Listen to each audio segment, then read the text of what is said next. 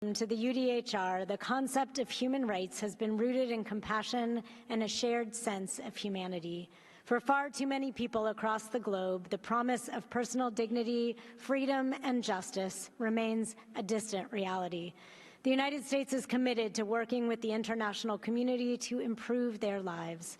In Gaza, tens of thousands of Palestinian civilians, including children, have been killed and wounded, and over 2 million people face food insecurity, and over 100 hostages remain captive and facing horrific treatment.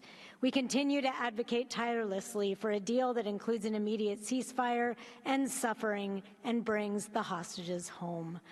The United States condemns the atrocities committed by Russia's forces and other officials in Putin's war of aggression against Ukraine. Accountability for the multitude of ongoing violations and abuses in Ukraine is vital. We again condemn the PRC's ongoing genocide and crimes against humanity in Xinjiang, repression of Tibet's religious, linguistic, and cultural heritage, crackdown on Hong Kong's promised autonomy and democratic institutions, and the use of transnational repression to silence individuals abroad. We continue to support Afghans who demand their rights to be respected as they face the Taliban's institutionalized system of gender persecution, and members of marginalized groups remain under severe threat. We remain gravely concerned by ongoing human rights violations in the DPRK and urge the government to address issues involving divided families and forced labor.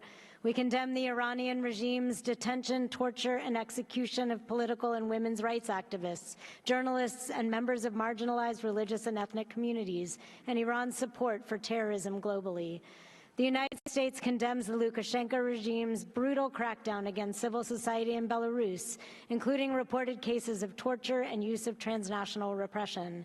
We call on Cuba to unconditionally release all unjustly detained political prisoners jailed for exercising their fundamental freedoms. The United States reiterates its grave concerns regarding the human rights situations in Venezuela, Myanmar, Sudan, and Syria, and will address these situations during the session. We join calls for the penholders of the Yemen Item 10 resolution to add an interactive dialogue. I thank you. Thank you, Mrs. Ambassador.